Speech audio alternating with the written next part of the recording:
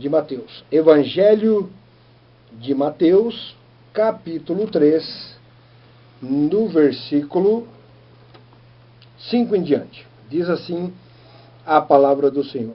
Então ia ter com ele Jerusalém e toda a Judéia, e toda a província adjacente ao Jordão.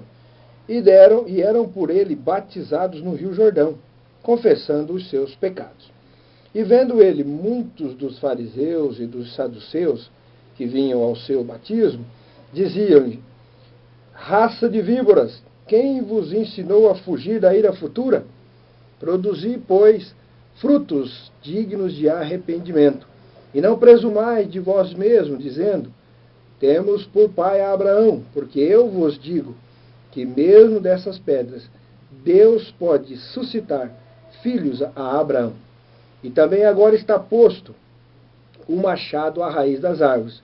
Toda árvore, pois, que não produz bom fruto, é cortada e lançada no fogo. Muito bem. Partindo aqui do versículo 5, nós observamos, meus queridos, na palavra do Senhor, que João Batista está pregando no deserto da Judéia, às margens do rio Jordão, e as pessoas iam ter com ele. Havia um anseio muito grande naquela época, porque a situação em Israel estava difícil. Os israelitas estavam oprimidos pelo Império Romano e todos ansiavam pela vinda do Messias. Então, quando aparecia alguém pregando, quando aparecia alguém anunciando a palavra, havia grande multidão. E havia muito tempo que ninguém pregava mais daquela forma, igual João Batista pregava. 400 anos de silêncio, chamado período interbíblico. O Israel ficou sem nenhum profeta. Israel ficou sem ouvir a palavra de Deus pregada por alguém. Quando João Batista chega, as pessoas vão até ele, vão até o deserto, vão até a beira do Jordão, porque eles querem ouvir a palavra, eles querem ali saciar a sede que já há muito vinha consumindo-os. O anseio da alma do homem é ter um encontro com o seu Criador. Todo filho tem o desejo de conhecer o seu pai. O pai resolveu, então, vir pessoalmente. E João Batista vem para ser o seu arauto, vem para ser o mensageiro, anunciando o Filho de Deus. E lá em Hebreus, no capítulo 1, quero ler aqui para você, Hebreus, no capítulo 1, a palavra do Senhor diz o seguinte: havendo Deus antigamente falado muitas vezes e de muitas maneiras aos pais, pelos profetas, a nós falou-nos nesses últimos dias pelo Filho. Por muito tempo ouvimos os profetas, agora nós estamos vendo Deus pessoalmente, falando conosco através do seu Filho. E em João capítulo 1, versículo 1 diz: no princípio era o Verbo estava com Deus e o Verbo era Deus. E no versículo 14, e o Verbo se fez carne e habitou entre nós, e vimos a sua glória, como a glória do unigênito do Pai, cheio de graça e de verdade. E João 10, versículo 30 diz: eu e o Pai somos um. Estava ali o João Batista anunciando o próprio Deus. Ele está chegando. Agora, arrependam-se, porque a ira divina está para se manifestar. Arrependam-se dos seus pecados e sejam batizados. Batizar-se já era um costume de várias religiões daquela época. O judaísmo praticava o batismo. Toda pessoa que se convertia ao judaísmo, vinha de outra religião, se convertia ao judaísmo, ela passava por um batismo simbólico, que anunciava publicamente que aquela pessoa manifestou o desejo de participar daquela religião. O batismo cristão manifesta o desejo da pessoa entrar para o corpo de Cristo. O batismo cristão simboliza a morte do homem espiritual, o homem antigo, o homem natural, o homem que antigamente era dirigido pelo espírito do mundo, pelo espírito das trevas. Esse homem morreu para mostrar que eu morri para o espírito das trevas e agora renasci para o espírito da luz. Eu manifesto isso mostrando ao mundo que eu morri para o mundo, mostrando para eles, batizando, deixando-me batizar. O batismo nas águas simboliza então a morte desse homem antigo, a morte do velho Adão. E após eu sair das águas do batismo, eu estou mostrando, nasci de novo, eu sou uma nova criatura. Lá em Marcos, no capítulo 16, versículo 16, diz que aquele que crer e for batizado será salvo. Portanto, amados, nós vemos que a salvação, ela depende primeiro do crer e depois a manifestação através do batismo. A necessidade de batizar-se para mostrar que eu criei. Não basta apenas ser batizado, é necessário crer. E se for batizado, mas não crer, já está condenado, conforme diz o texto de Marcos, capítulo 16, versículo 16. No versículo 7, João Batista nos diz que o machado já está posto à raiz. E vendo eles, muitos fariseus dos saduceus que vinham ao seu batismo, diziam: raça de víboras, quem vos ensinou a ira futura? Produzi, pois, frutos de arrependimento. E não presumais de vós mesmos, dizendo: temos por pai Abraão, porque eu vos digo que mesmo dessas pedras Deus pode suscitar Abraão. E também agora está posto o machado à raiz das árvores. Versículo 10, agora está posto o machado à raiz das árvores. Veja bem que João se dirige de uma maneira incisiva, cortante, forte. Quem vos ensinou a fugir da ira futura? Raça de víboras. Ele é forte. Hoje em dia nós estamos precisando de pregadores assim. Pregadores que não têm medo. Pregadores que têm coragem de falar a verdade e não apenas massagear o ego das pessoas dizendo e pregando um evangelho fácil, o evangelho da prosperidade, o evangelho que se você vier para a igreja você vai receber tudo que você quer, um evangelho que se você der um dízimo maior você vai ter mais bênçãos econômicas, um evangelho em que você não terá mais dificuldades, problemas e todos os seus problemas serão resolvidos. Isso é mentira. A palavra de Deus diz que nós sofreremos aflições, tribulações, mas Jesus Cristo disse em João 16, 33, tem de bom ânimo, eu venci o mundo, no mundo tereis tribulações, no mundo tereis aflições, mas tem de bom ânimo, eu venci o mundo. Então, João Batista prega um evangelho forte e diz, produzam frutos, mostrem para o mundo que vocês realmente mudaram a sua vida, porque tem muita gente que vai para a igreja, mas a sua atitude não muda. Então produzam frutos, frutos que mostrem para o mundo que você realmente mudou. Muita gente diz, eu não tenho que mostrar nada para o mundo, Deus conhece o meu coração. Não, Deus conhece o teu coração, mas Ele quer que você mostre isso para o mundo. Deus quer que você mude o teu comportamento. Então produzam frutos dignos de arrependimento. Produzam. Mostrem para o mundo agora que você é luz. Mostre para o mundo agora que você é sal. Você é um elemento que veio para transformar a sociedade. Você está cheio do Espírito Santo e agora chegou para anunciar também a palavra do Senhor. Porque o machado está posto à raiz das árvores. Ou seja, o juízo é iminente.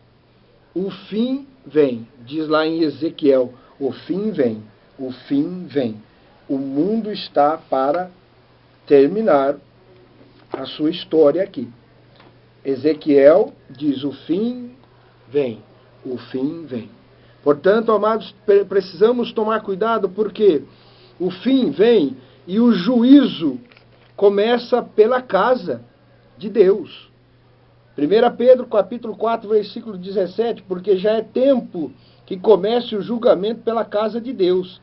E se primeiro começa por nós, qual será o fim daqueles que são desobedientes ao Evangelho de Deus? Amados, não se enganem. Pelo fato de você estar na igreja, você está livre do juízo de Deus. Não se engane. O machado está posto à raiz. Produza frutos. Mostre que você é um cristão verdadeiro, porque o juízo começa em casa. As suas obras serão julgadas. 1 Coríntios capítulo 3, versículo 13. A obra de cada um se manifestará. Na verdade, o dia a declarará. Porque pelo fogo será descoberta. E o fogo provará qual seja a obra de cada um. A sua obra será julgada. A sua obra como crente será colocada à prova diante de Deus. E se ela for de madeira, feno e palha, ela vai se queimar. Mas se ela for de pedras preciosas, se ela for de prata e se ela for de ouro, ela permanecerá e você receberá galardões lá no mundo futuro, lá no reino dos céus. Portanto, veja como andais. Desperta, ó tu que dormes, acorde. Tome cuidado com a sua vida, porque o machado está posto à raiz. Deus está pronto para vir e cortar aquelas árvores que não estão dando frutos. João capítulo 15, toda árvore que não dá fruto eu corto. Todo galho, todo ramo que não dá fruto eu corto e lanço no fogo. Que fogo é esse que João Batista está falando aqui no Evangelho de Mateus? É o fogo do inferno. É o fogo do inferno, é a condenação do inferno. Hoje em dia ninguém gosta mais de falar de inferno porque assusta as pessoas, mas o fato é que só existem dois lugares para o ser humano. Um é o inferno, o outro é o céu. Se você não vai para o céu, você vai para o inferno. E para ir para o céu, precisa produzir o fruto do arrependimento. Arrependa-se dos seus pecados. João Batista continua o seu discurso dizendo ainda, olha, filhos para mim eu posso tirar até das pedras. Portanto, não se orgulhe. Tem muita gente que se orgulha, acha que é melhor do que os outros na questão de ser ou participar de alguma denominação, achando que é melhor, achando que é mais santo, achando que o seu irmão da outra igreja não vai ser salvo por causa de questões simples, puramente culturais e de tradições. Não se prenda a isso.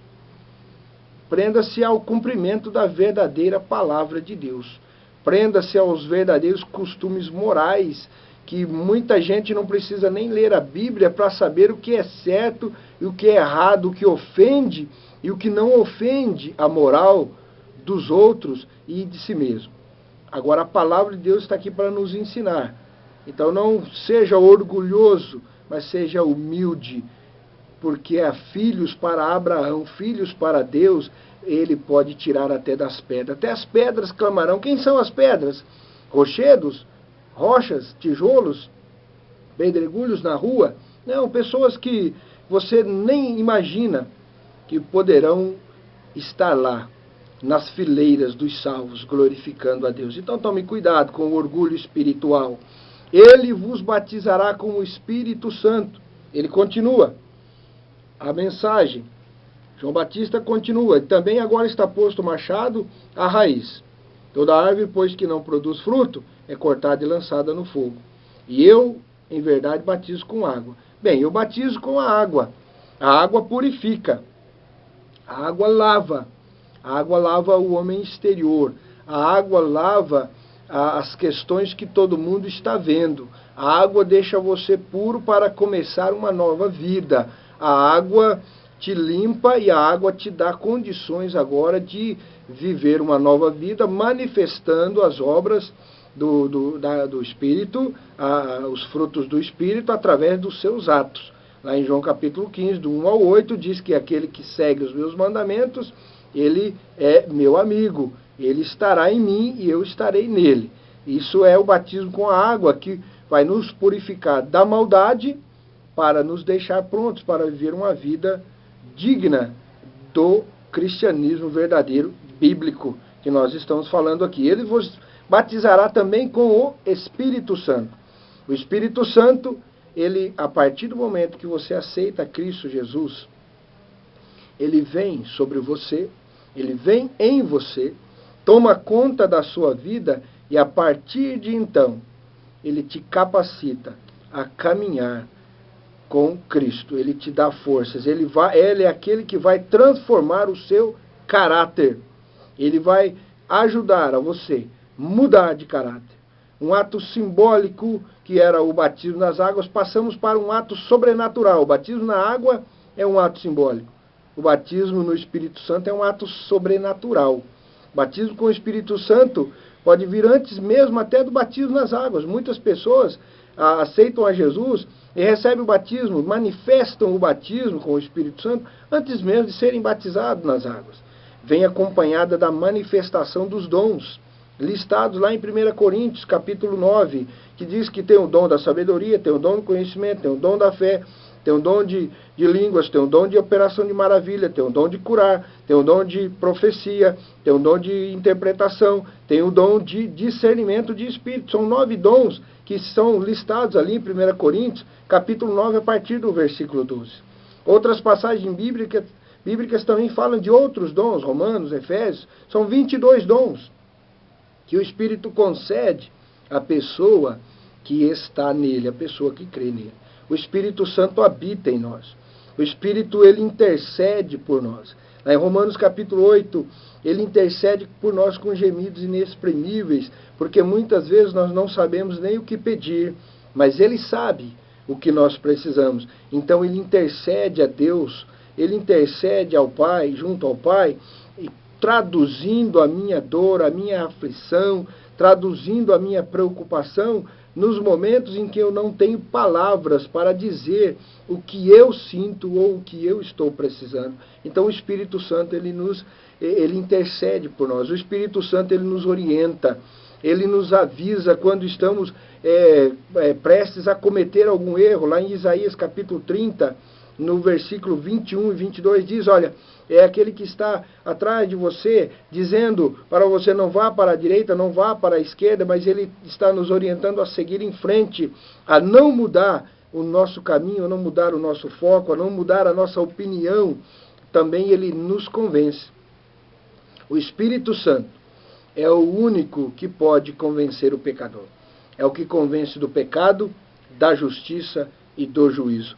Eu tenho ouvido pessoas dizerem que o Espírito Santo será retirado da face da terra nos dias da grande tribulação. Amados, isso é um erro teológico terrível, porque o Espírito Santo é o único que pode convencer do pecado, da justiça e do juízo. E nós temos notícia no livro do Apocalipse que na grande tribulação milhões de pessoas vão se converter e vão estar diante do trono de Deus, lá embaixo do trono de Deus, clamando: até quando, Senhor, não julgas a nossa causa?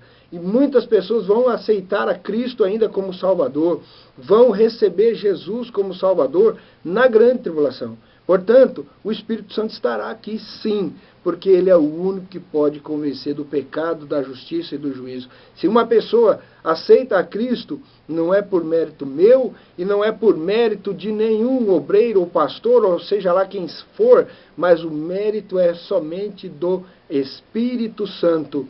Nós apenas somos instrumentos na mão de Deus.